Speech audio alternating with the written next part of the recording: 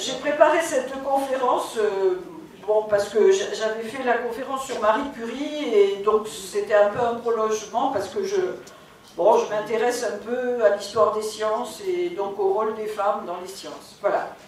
Alors évidemment, ma question peut paraître très provocatrice. Hein. Évidemment, actuellement, les filles peuvent aller au lycée comme les garçons, dans les mêmes classes, etc. Elles peuvent donc choisir de faire des sciences comme les garçons.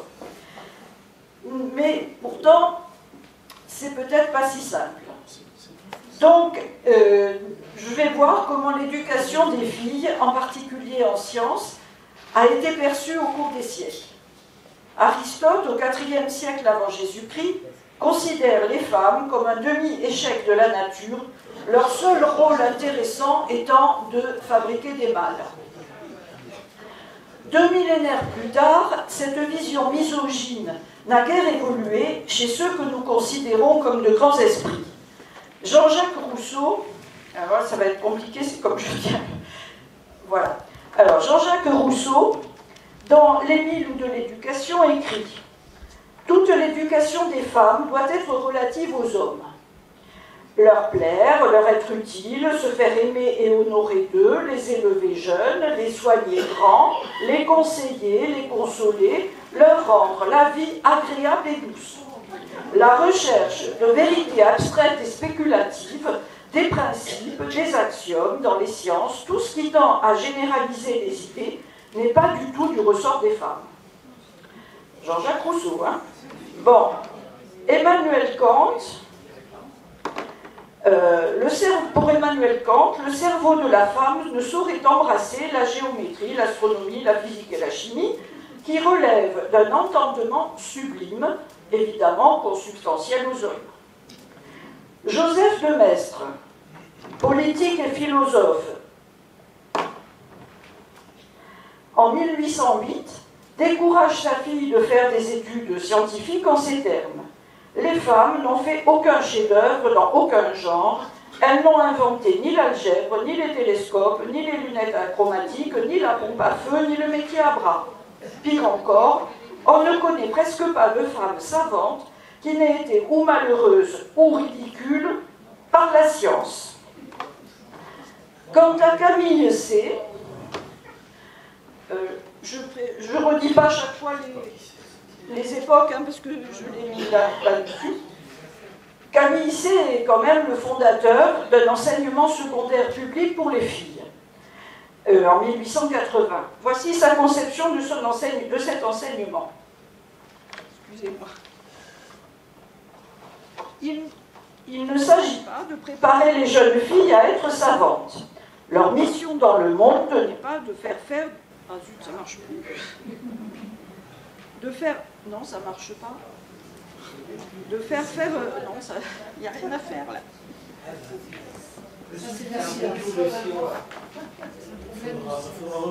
Les femmes et le micro, c'est... Merci. Alors, il ne s'agit pas de... C'est bon ou pas? Il ne s'agit pas de préparer les jeunes filles à être savantes. Leur mission dans le monde n'est pas de faire de nouveaux progrès aux mathématiques ou à la chimie. Les lycées et collèges de jeunes filles ont été fondés pour faire de bonnes épouses et de bonnes mères, de bonnes maîtresses de maison, sachant à la fois plaire à leur mari, instruire leurs enfants, gouverner leur maison avec économie, et répandre autour d'elles les bons sentiments et le bien-être. Voilà pourquoi la préparation au baccalauréat ouvrant la porte à l'accès à l'université n'a été officielle dans les lycées publics de filles qu'en 1924. Ah, c'était 20 ans avant le vote des femmes, hein, mais bon, c'est quand même un peu tard, hein, on peut penser. Alors, si pour René Descartes, il y a eu, donc, qui était dans la première moitié du XVIIe siècle, il y a une séparation entre le corps et l'âme, donc le sexe n'intervient pas. Le siècle des Lumières remet les choses à leur place. Celles qui s'adonneraient aux sciences prennent le risque de devenir stériles.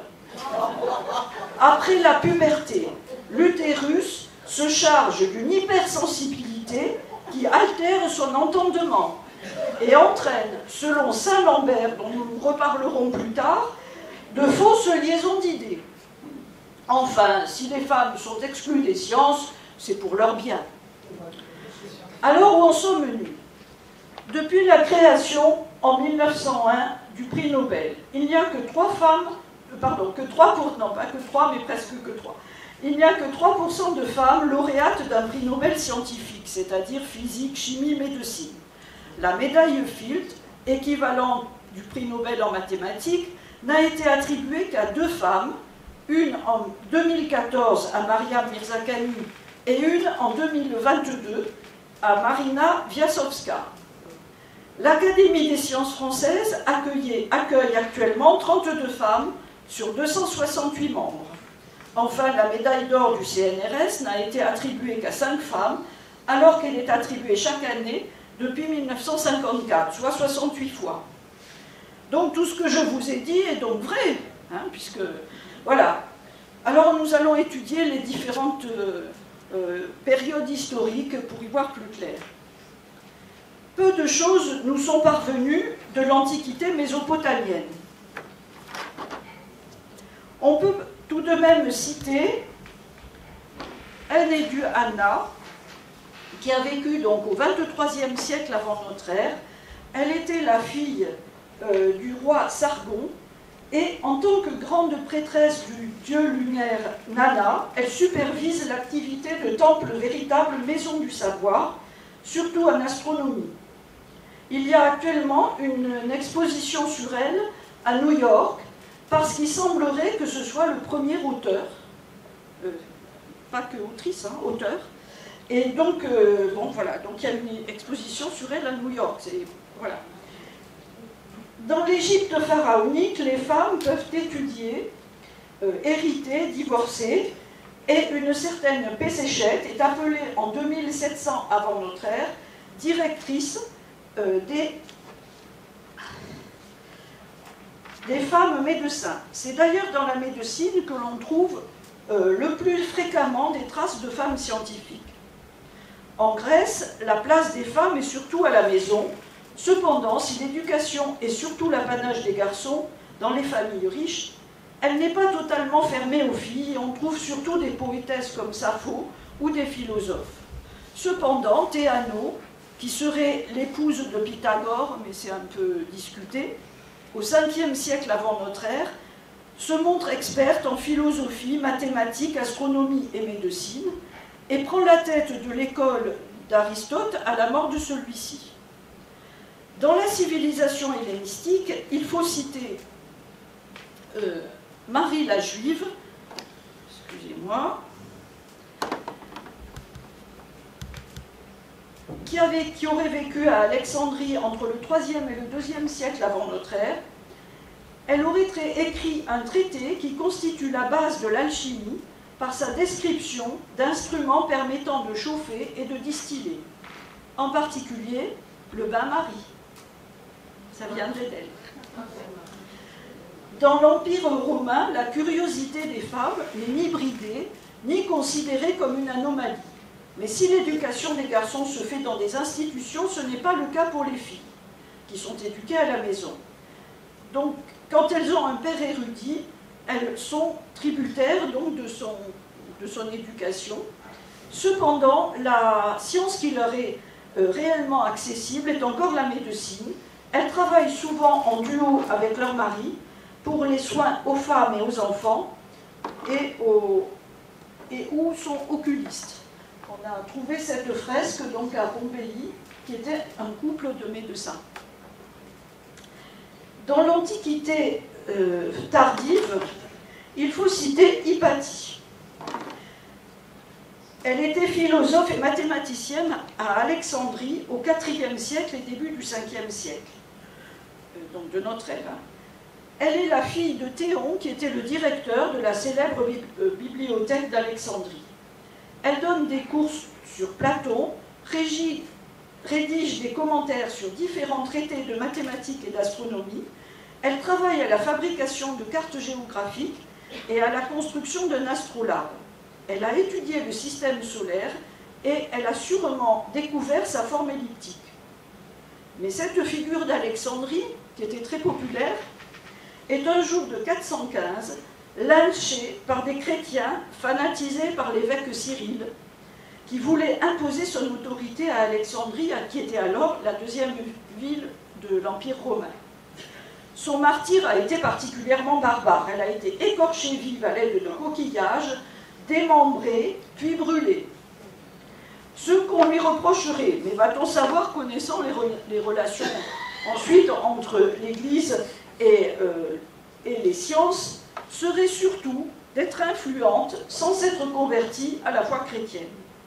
Certains de ses disciples ont fait leur possible pour conserver ses travaux qui ont subi divers aléas. Ils ont été attribués à des hommes, oubliés, etc. Mais maintenant, on a tout un corps de savoir dont on sait qu'ils viennent d'elle. Le Moyen-Âge n'est pas une période particulièrement favorable à l'étude des sciences, et encore moins évidemment pour les femmes. Il y a quelques exceptions de religieuses, abbesses de couvent, qui ont rédigé quelques traités savants, comme Hérade de Landsberg, au XIIe siècle, qui était abbesse d'un couvent en Alsace, qui a composé une encyclopédie. En Italie, où l'université de Bologne, fondée en 1088, accepte les femmes, leur permet d'enseigner, mais dissimulées derrière un paravent ou habillées en homme. À Salerne, les femmes sont autorisées à suivre un enseignement de médecine. Et on attribue à Trotula de Ruggiero, dite Trotula de Salerne, donc au XIe siècle, 3 ouvrages médicaux qui constituent les premières sources scientifiques de gynécologie et d'obstétrique, et qui ont été utilisées pendant très longtemps. Héloïse aurait étudié, donc au XIIe siècle, aurait étudié les mathématiques en plus de la philosophie et de la théologie, ce qui aurait permis sa rencontre avec Abélard. A été, bon, enfin, voilà. Dans le reste de l'Europe, l'enseignement est réservé aux hommes, sous l'influence des clercs qui constituent l'élite intellectuelle et administrative. Cependant, des femmes, surtout du peuple, comme toujours, herborisent, cherchent des méthodes pour soulager les douleurs ou les maladies. Elles aident aux accouchements, mais bien sûr, elles ne sont pas diplômées en médecine. Et certains médecins leur intentent des procès. Quand on pense à la description des médecins par Molière, on se dit que peut-être il valait mieux être soigné par ces femmes. Mais bon, ces femmes, guérisseuses, sages-femmes, etc., vont être, à partir du XIVe siècle, victimes de véritables chasses aux sorcières.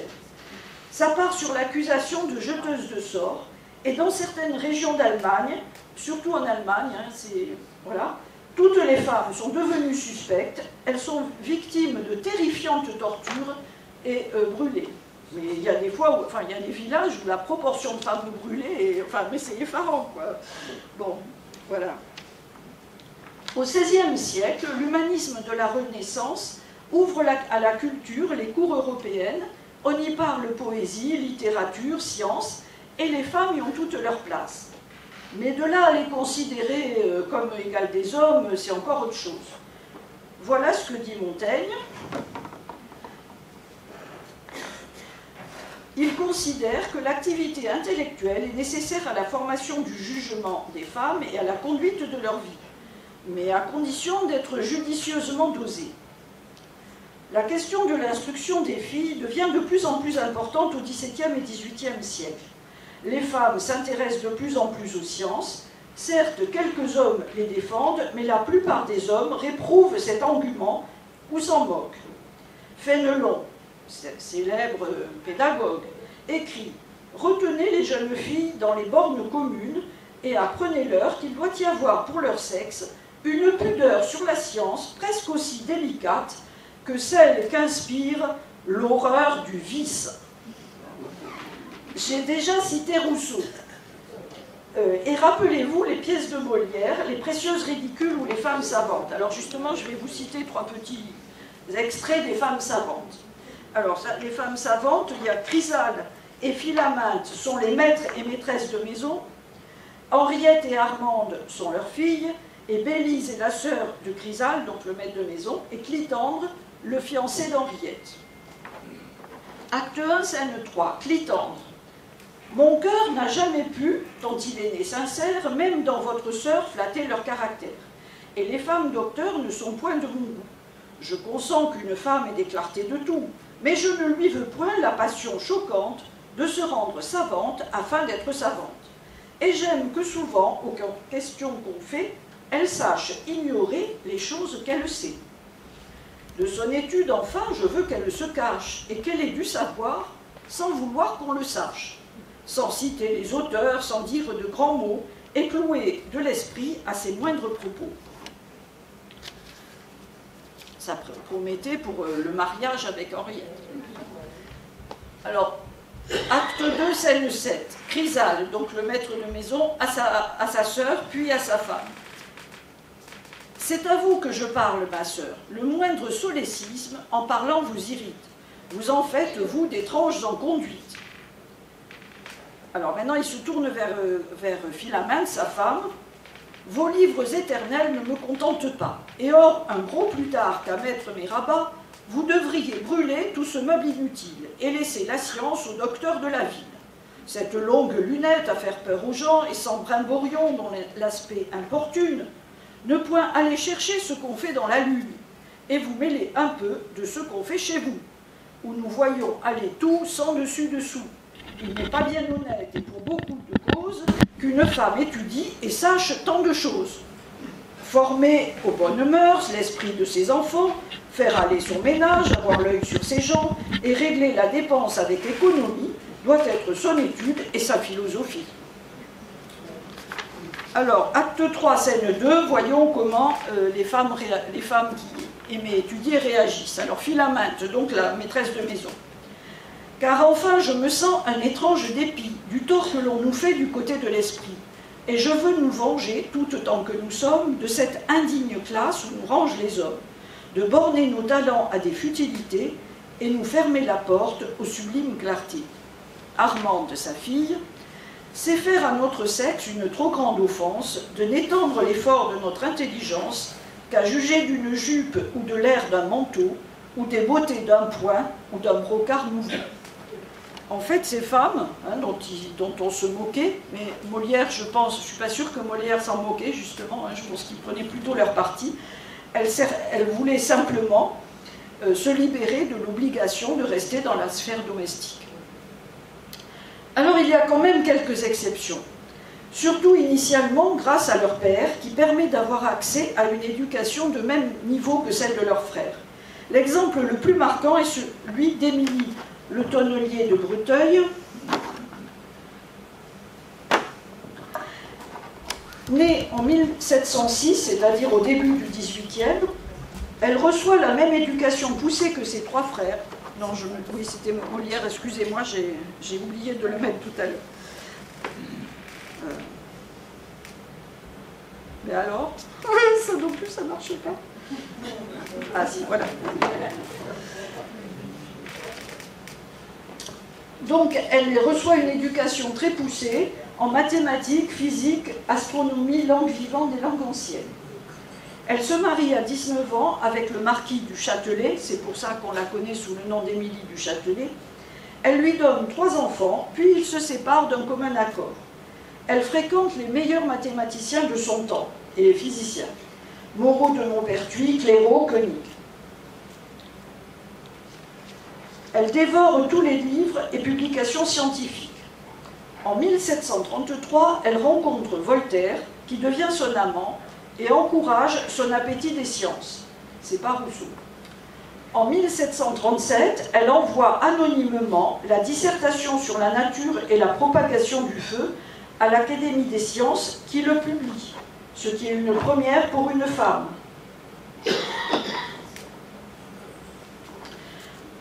En 1744, elle se lance dans la traduction du latin au français et vérifie tous les calculs du livre de Newton, Principia Mathematica, en particulier la théorie de la gravitation et les bases du calcul infinitésimal.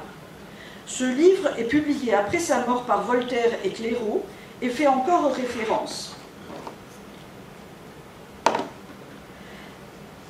Elle est la première à constater l'inclinaison de l'axe de rotation de la Terre sur l'écliptique. Newton n'en avait pas parlé. Elle est admise en 1746 à l'Académie des sciences de Bologne. On retrouve Bologne, qui a été toujours ouvert aux femmes. Elle meurt des suites d'un accouchement à 42 ans, enceinte d'un jeune amant qui n'est autre que Saint Lambert, qui disait donc les femmes, que l'utérus chargé de... Enfin, vous voyez, etc. Vous vous rappelez, je vous avais parlé tout à l'heure. Voilà. Alors, on peut citer d'autres femmes qui se distinguent au cours du XVIIIe siècle. Je vais citer Marie-Catherine Billeron. Alors, je ne sais pas si c'est Marie-Catherine ou Marie-Marguerite, ça dépend des endroits. Elle crée un cabinet d'anatomie avec des modèles en cire qui est très célèbre. Mais les hommes, jaloux de son succès, obtiennent qu'elle ait interdiction de recevoir des élèves. Autre exemple, Jeanne Barré, première femme à faire le tour du monde.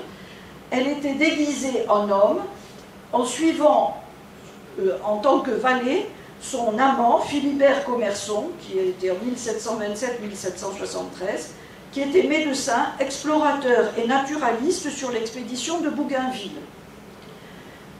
À la mort de Commerson à Madagascar, à leur retour, au retour de l'expédition, elle conserve et complète l'herbier que celui-ci avait rassemblé et parvient à le ramener en France. Je dirais aussi un mot de Marianne Pauls.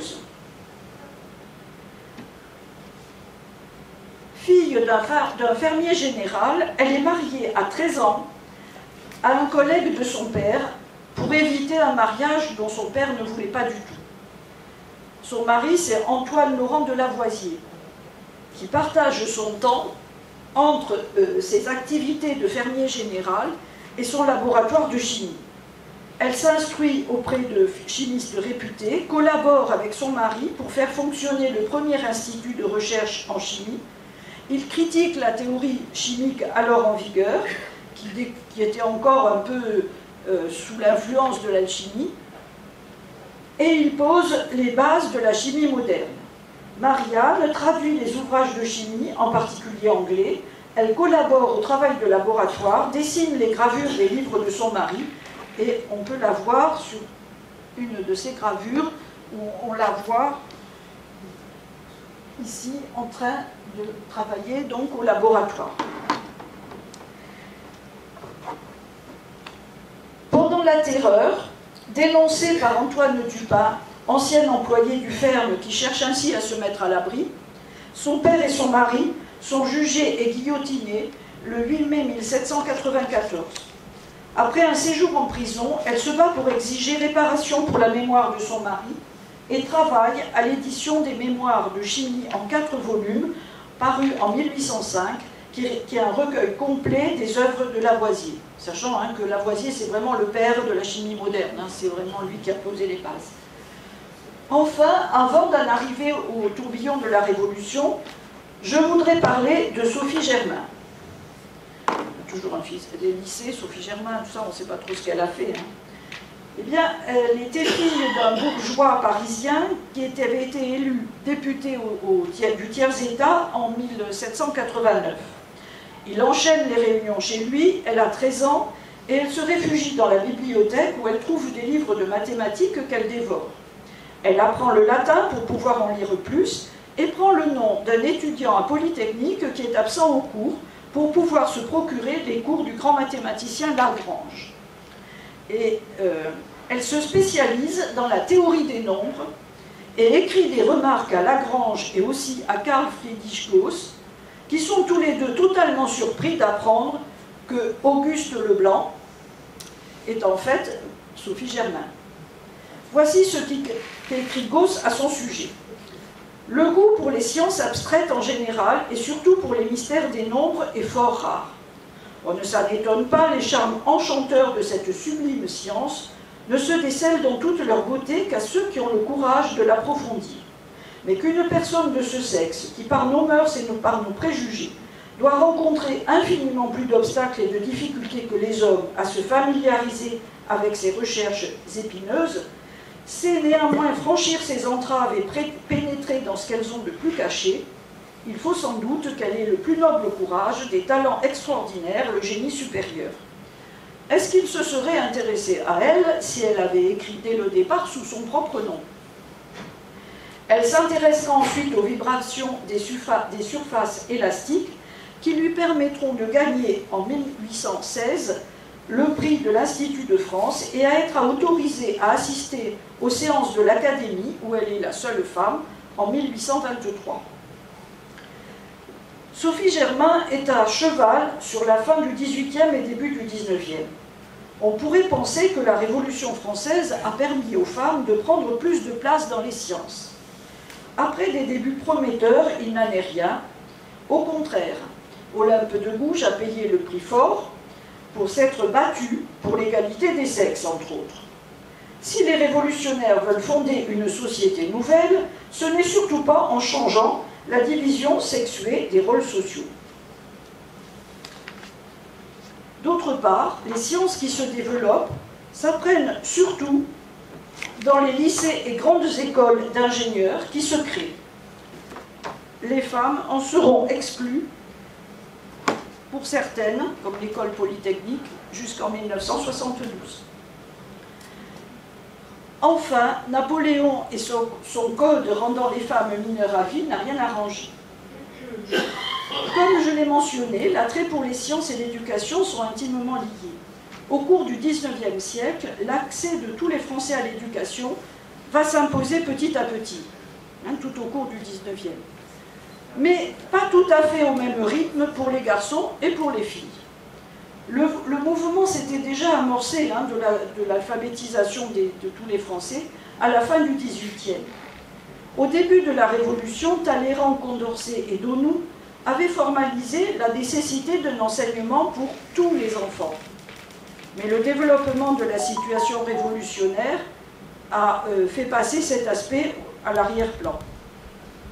Alors, la loi Guizot, en juin 1833, institue la nécessité pour les communes de plus de 500 habitants d'avoir une école primaire et de rétribuer un enseignant. Cette école devait être gratuite pour les enfants pauvres, on évaluait à un tiers des enfants. Ces dispositions sont partiellement étendues aux filles en 1836. En 1850, les lois Fallou imposent l'ouverture d'une école de filles dans les communes de plus de 800 habitants. Mais dans ces écoles, les filles apprennent à lire et écrire, à compter, mais aussi à coudre.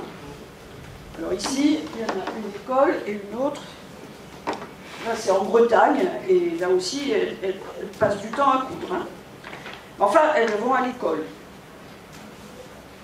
Le seuil de 800 habitants passe à 500 habitants en 1867. C'est quand même encore pas mal, 27 ans après. En 1871, Jules Ferry institue l'école obligatoire et gratuite pour tous les enfants dans des écoles séparées, école des filles, école des garçons, et il faut attendre 1886 pour que les écoles puissent être mixtes dans les hameaux de moins de 500 habitants. Je vous rappelle qu'à cette époque-là, la France était très rurale et que donc des hameaux de 500 habitants, il y en avait un certain nombre. Donc, beaucoup de filles n'étaient pas scolarisées. Ces lois vont permettre une augmentation significative de l'alphabétisation. Si à la fin du XVIIIe, on estime le nombre d'hommes sachant lire et écrire à presque 50%, ce pourcentage passe à 67%, c'est-à-dire 2 tiers, en 1848, et quasiment 100% en 1870. Vous voyez, on voit bien que le 19e a permis cette alphabétisation. Pour les filles, de 27% à la fin du 18e, le pourcentage passe à 67%, 2 tiers, en 1867. Donc on voit bien que ça ne s'est pas développé de la même façon. Et ici, bien sûr, je ne parle que de l'éducation primaire, qui permettait donc l'alphabétisation, etc., mais n'allez pas au-delà. Pour la suite, les filles de la noblesse et de la bourgeoisie sont essentiellement éduquées dans des institutions religieuses où les leçons de morale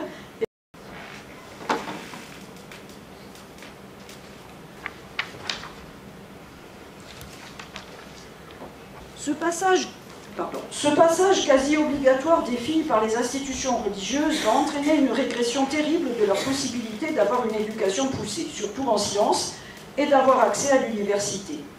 L'accès à l'université est conditionné par l'obtention du baccalauréat, qui n'est pas préparé dans les institutions pour filles. Elles peuvent néanmoins le préparer seules. C'est le cas de la première française, Julie Victoire d'Aubier, qui s'inscrit et obtient le baccalauréat en 1861 à Lyon, parce que Paris n'a pas voulu l'inscrire. Elle passe ensuite une licence S-Lettres en 1871, avec le consentement obligatoire de son mari. Entre 1861 et 1896, 299 filles ont obtenu le baccalauréat en France, c'est-à-dire moins de 10 par an. En 1868, Emma Chenu est la première à obtenir une licence S-Sciences, après avoir été la seconde à obtenir le baccalauréat en 1863. La même année, Madeleine Bresse s'inscrit en faculté de médecine. Elle est docteure en 1875, mais sans pouvoir passer les concours d'internat et d'externat. Face à la poussée de la demande de poursuite d'études pour filles, Camille Hessé crée en 1880, je l'ai dit tout à l'heure, des établissements secondaires publics pour les filles, dont le programme est sensiblement différent de celui des garçons. Il y a moins de mathématiques et pas de latin. Et surtout, il ne prépare pas le baccalauréat, mais le brevet supérieur, qui ne permet pas l'accès à l'université. Bon, comme je l'ai dit, on pouvait quand même le préparer tout seul, mais voilà. Il faut donc attendre 1924 pour que le baccalauréat soit préparé dans les lycées de filles. Voilà, alors certaines écoles privées le préparaient, hein, c'est pour ça que Marie Curie, par exemple, avait inscrit ses filles dans une école privée pour qu'elles puissent préparer le baccalauréat. À la suite, donc, de la création de ces établissements secondaires publics pour filles, l'école normale supérieure de Sèvres, pour préparer l'agrégation pour que les femmes puissent enseigner dans les établissements de filles, est créée en 1881. Celle pour garçons, l'école normale supérieure d'Ulm pour les garçons, avait été créée en 1794 et remaniée en 1826. Hein, là encore, un grand décalage de temps. Alors, on peut dire que l'université française devient donc accessible aux filles à partir de 1868. Hein, il y a donc Emma Chenu, Madeleine Bresse, etc. Qu'en est-il dans les autres pays européens? À part l'Italie, où donc les filles pouvaient s'inscrire à Bologne et à Salerne, le premier pays permettant l'inscription des filles est la Russie. Sous l'influence de la grande Catherine, l'impératrice, qui avait beaucoup insisté sur la nécessité de l'éducation des filles. Le règlement de l'université de Saint-Pétersbourg en 1835 ne faisait pas obstacle à leur inscription, et la première étudiante s'était inscrite en 1859 à Saint-Pétersbourg. Mais à cause des mouvements révolutionnaires, le tsar leur enferme l'accès en 1864, ce qui explique l'afflux important d'étudiantes qui ne voulaient pas renoncer à faire des études supérieures dans les universités françaises. En 1887, quand la sœur de Marie Curie, Bronia, arrive à Paris pour s'inscrire à l'université de médecine, il y a 114 étudiantes inscrites, 70 Russes sur les 114, 20 Polonaises et 12 Françaises. Voilà. En 1894, sur les 150 docteurs en médecine, dont la sœur de Marie Curie, Bronia, il y a 9 femmes, dont une Française. Quand Marie Curie arrive à Paris en 1891 et s'inscrit en fac de sciences, il y a 23 filles sur 1825 étudiants.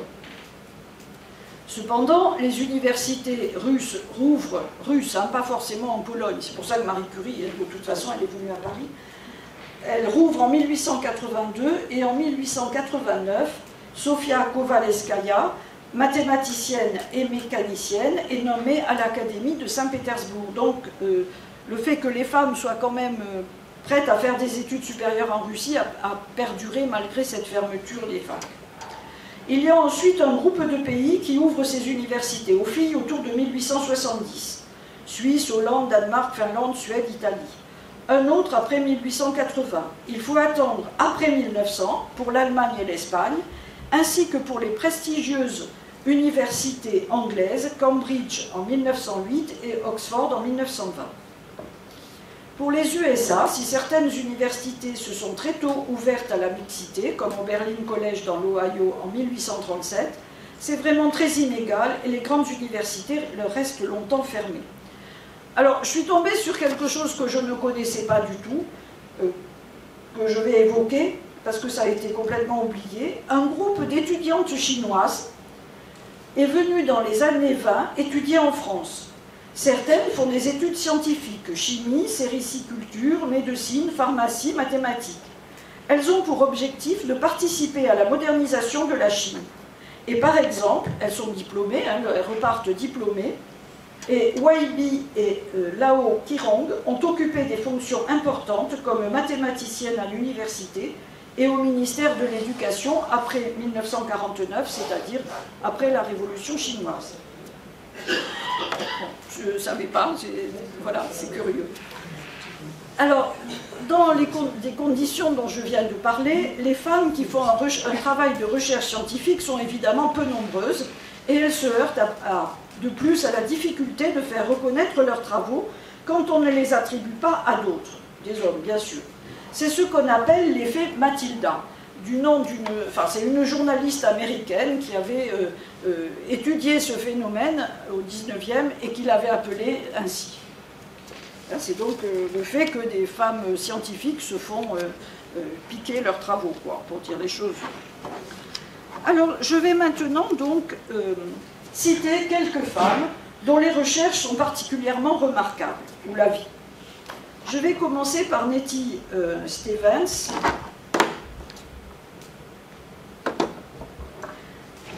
D'un milieu modeste, très bonne élève, elle doit travailler comme enseignante puis bibliothécaire à la fin de ses études secondaires.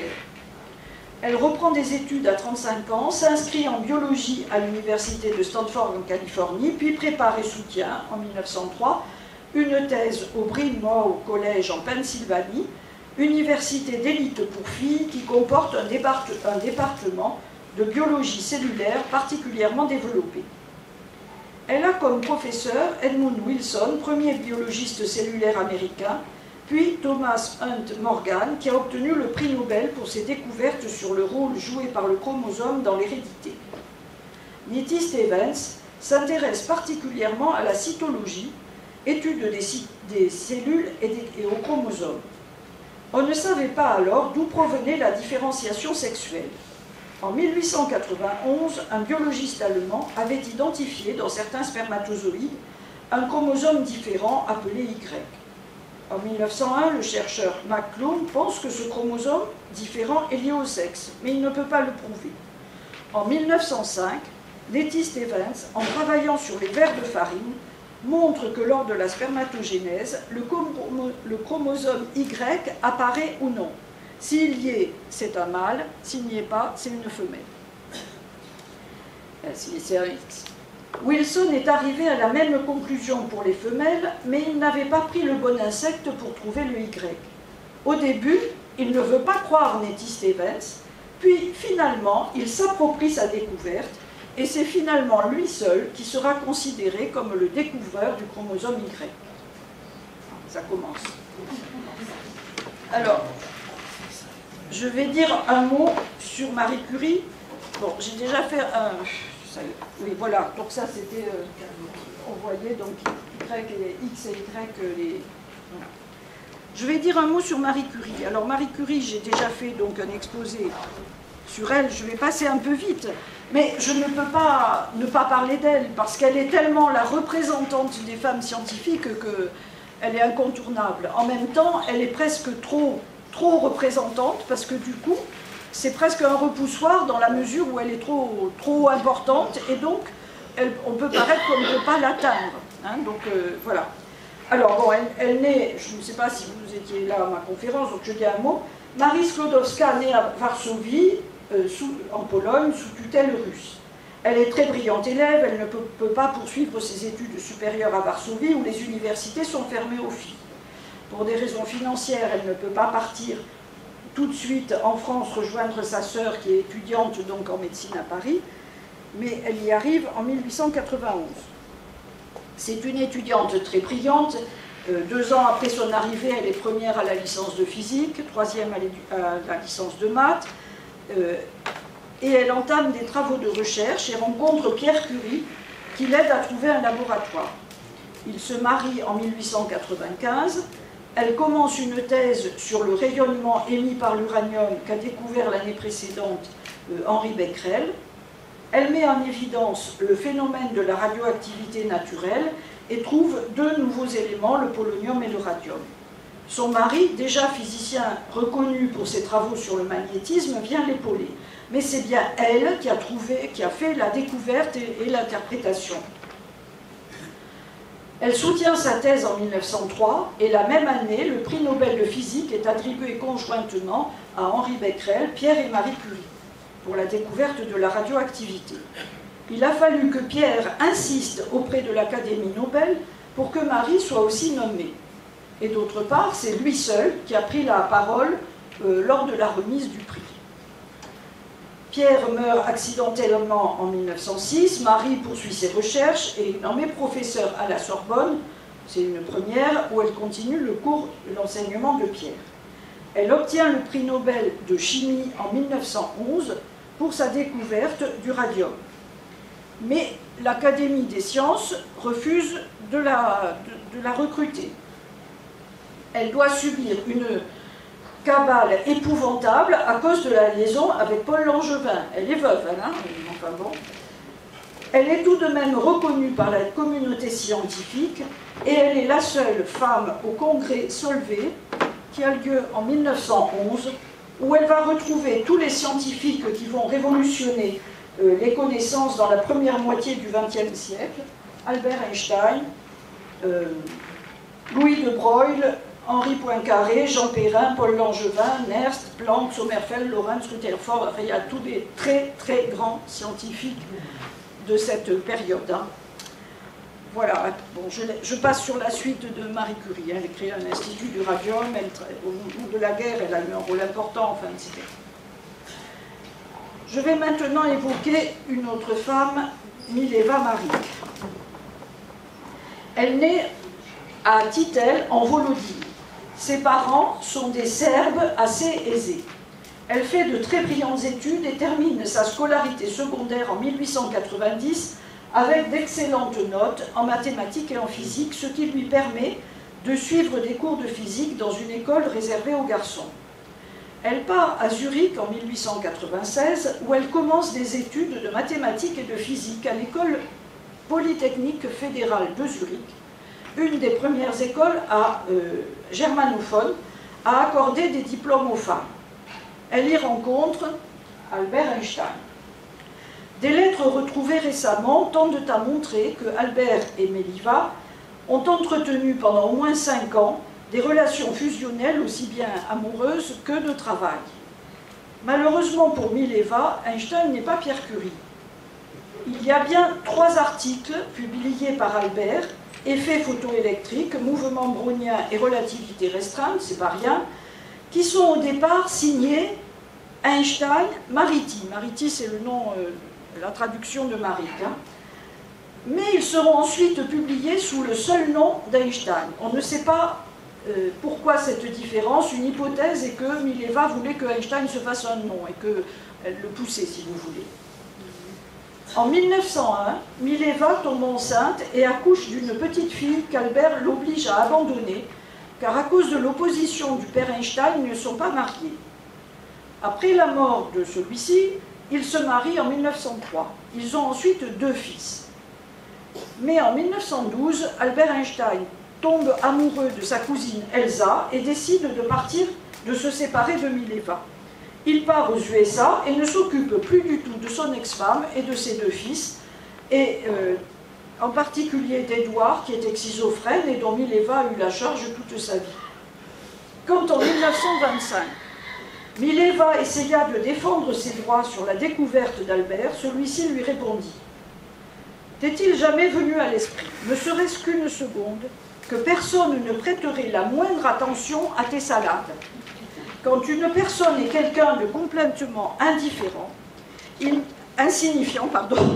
il n'y a rien d'autre à dire à cette personne que de rester modeste et de se taire. C'est ce que je te conseille de faire. » Le destin de cette jeune étudiante si prometteuse a été en fait une sombre tragédie. Voilà. Alors maintenant, Lise Meitner. Elle est née à Vienne en 1878 d'une famille intellectuelle. Elle entre en 1901 à l'université de Vienne et suit les cours de Ludwig Boltzmann. Elle y soutient une thèse de physique des solides en 1905.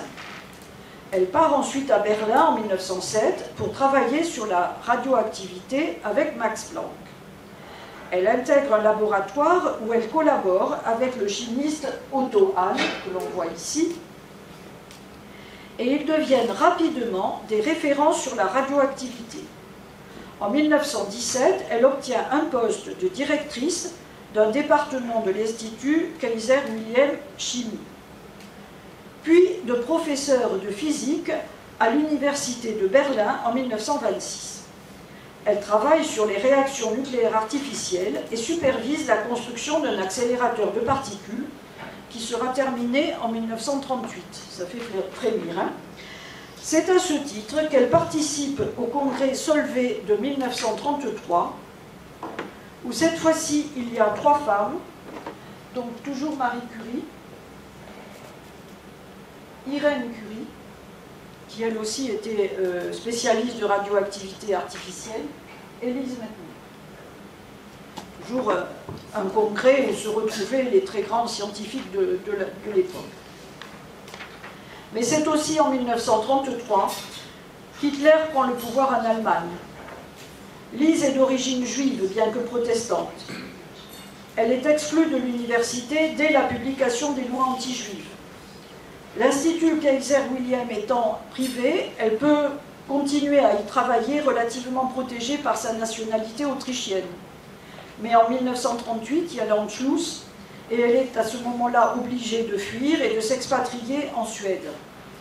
Elle va pourtant continuer à poursuivre sa collaboration avec Otto Hahn par correspondance, et ils se rencontrent un certain nombre de fois au Danemark. C'est elle, avec son neveu Otto Frisch, qui interprétera l'expérience qu'a fait Otto Hahn de fission d'un noyau d'uranium. C'est assez fondamental, hein, parce que heureusement qu'ils ne sont pas allés beaucoup plus loin, mais bon. Et elle publie cette interprétation dans Nature en février 1939, donc elle le publie, hein, donc c'est officiel. Malgré tout, le prix Nobel en 1945 sera décerné au titre de 1944, hein, il y avait la guerre, etc., au seul Otto Hahn pour sa découverte de la fission nucléaire. Voilà ce qu'en dit Lise Meitner. Il n'y a absolument aucun doute que Hahn mérite le prix Nobel de chimie. Mais il me semble qu'Otto Frisch et moi avons apporté une contribution non négligeable à la découverte de la fission de l'uranium. D'autre part, elle reprochera de plus en plus à Otto Hahn d'être resté en Allemagne à mesure que l'on découvre l'ampleur des crimes nazis. Elle refusera de participer aux travaux sur la bombe atomique et finira sa vie en Angleterre.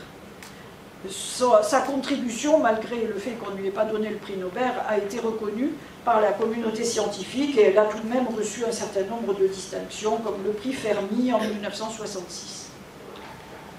Voilà. C'est vraiment incroyable, je trouve. Mais bon. Un autre exemple, Rosalind Franklin. Elle naît à Londres dans une famille intellectuelle, mais le père n'était pas très favorable aux études supérieures des filles. Elle fait quand même des brillantes études et elle entre au collège Newnham de Cambridge en 1938 en chimie. Elle fait des recherches sur le charbon et soutient sa thèse en 1945 à Cambridge. En 1947, elle part en France faire un post-doc au CNRS, au laboratoire central des services chimiques de l'État, où elle se familiarise avec les techniques de diffractométrie de rayons X, toujours pour ses travaux sur le carbone. Elle rentre en Angleterre en 1950 pour créer un laboratoire de rayons X pour étudier la structure de l'ADN au King's College de Londres. Elle est la première à prendre des clichés de la structure de l'ADN par cristallographie. Elle réalise avec son étudiant Raymond Gosling le cliché 51, où la forme en double hélice de l'ADN est parfaitement visible. Enfin, pour ceux qui savent le faire. Dans son laboratoire, il y a un autre chercheur, Maurice Wilkins, avec qui elle ne s'entendait pas du tout car il la prenait pour son assistante. Il montre le cliché, à l'insu de Rosalind, à deux chercheurs qui travaillaient sur l'ADN, James Watson et Francis Crick, qui utilisent le cliché sans l'attribuer à Rosalind pour publier en 1953 un article dans Nature sur cette découverte. Rosalind a voulu vérifier son résultat et a traîné à publier à son tour. Elle a été doublée. Le prix Nobel pour cette découverte a été attribué à Watson, Crick et Wilkins en 1962. Elle était morte 4 ans avant, donc elle n'aurait pas pu avoir le prix Nobel. Mais il n'y a que Wilkins qui prononça quand même son nom au cours de la remise du prix, mais en minimisant totalement son rôle. Elle quitte ensuite écœurée le King's College et travaille sur la structure des virus, en particulier sur celui de la poliomyélite. En 1968, Watson publie un livre sur la découverte de la structure de l'ADN, où il trace un portrait particulièrement misogyne de celle qu'il appelle la mégère. Ce livre fait scandale et va déclencher une polémique au terme de laquelle est établi que le génie de Rosalind a été sacrifié au nom de la gloire supérieure des hommes. Bon, alors maintenant, le rôle de Rosalind est totalement reconnu actuellement. Voilà. Alors, je vais parler d'une... Avant de... Bon, enfin, je prends un autre exemple de scientifique. Bon, ça, c'était le dernier. Voilà. Française. Marthe Gauthier.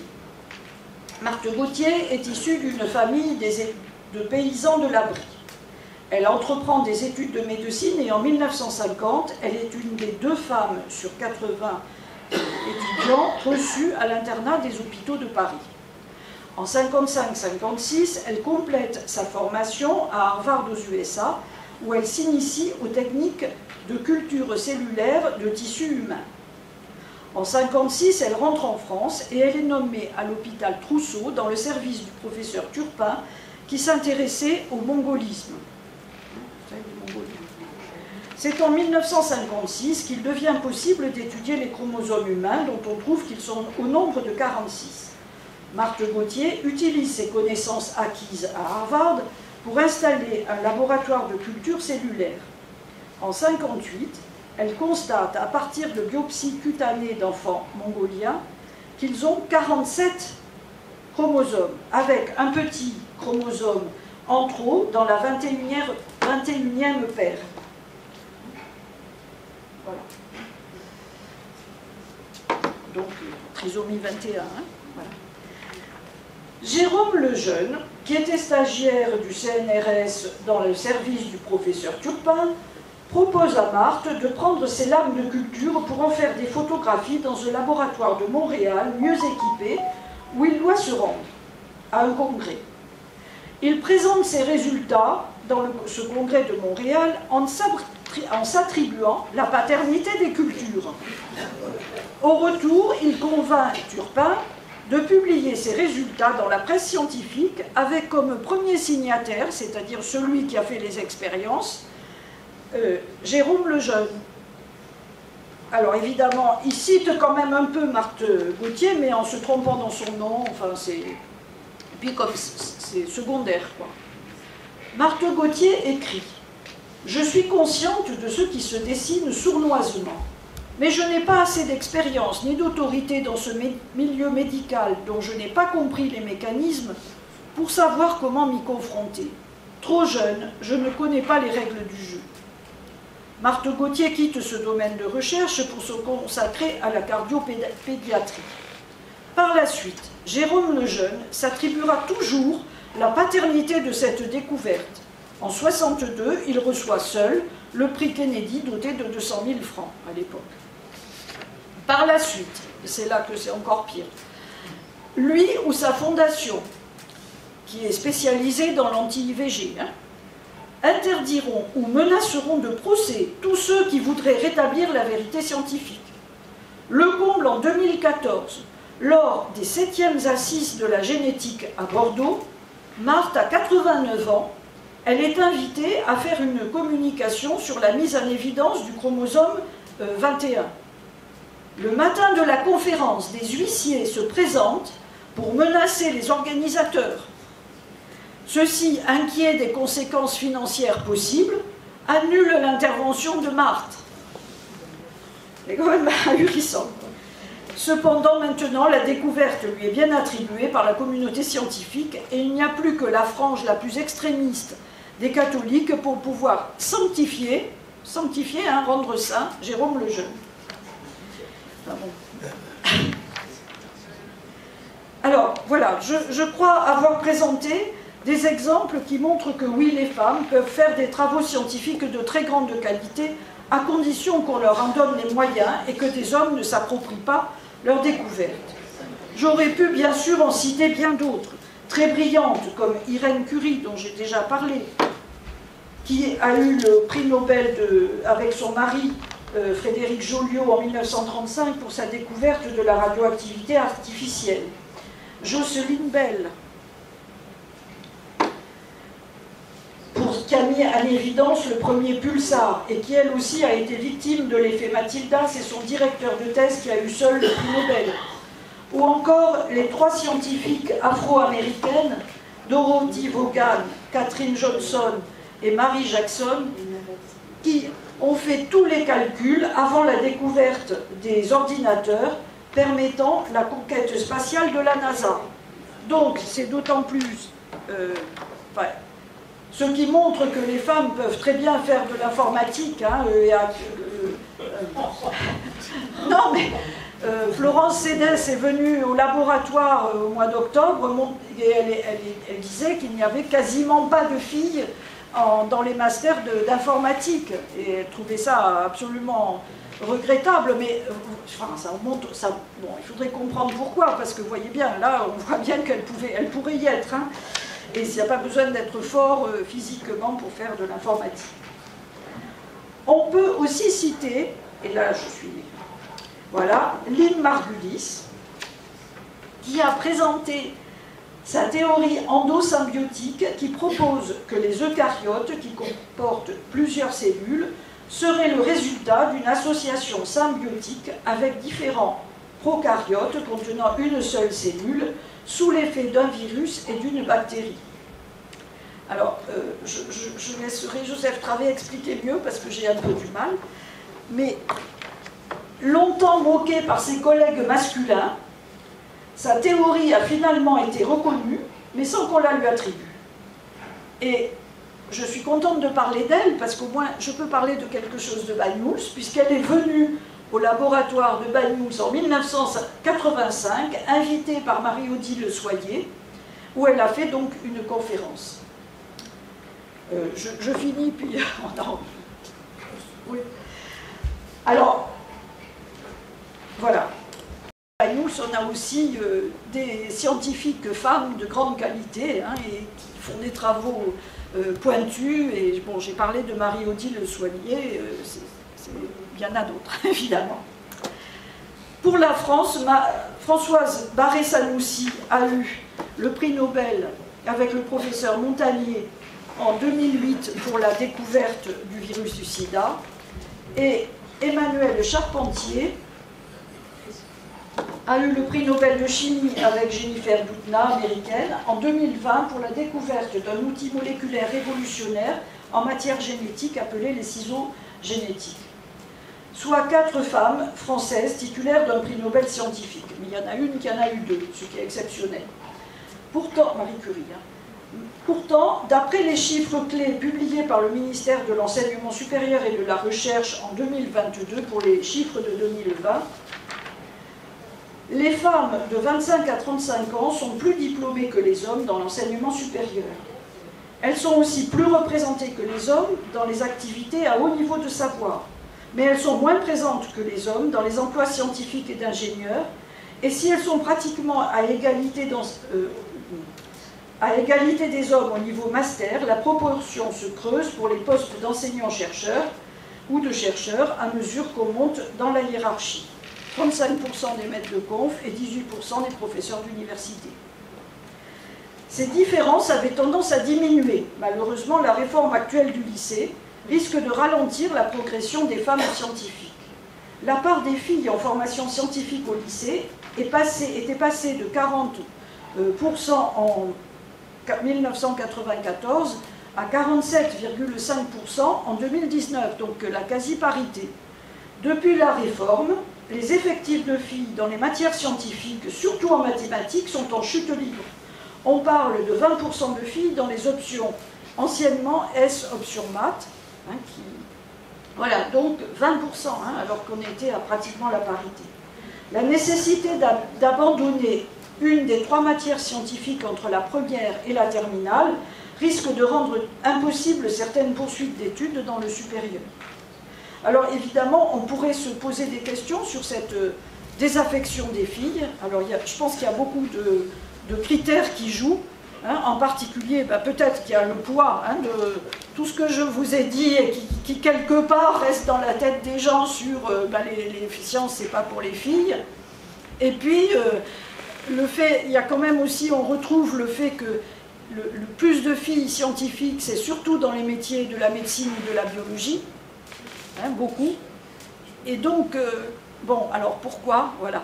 Mais, voilà, donc c'est quand même un peu incompréhensible quand même, parce qu'il y a des métiers tout à fait abordables par les filles qui sont intéressants et qu'elles pourraient faire. Donc, voilà. Bon, je vous remercie. Voilà.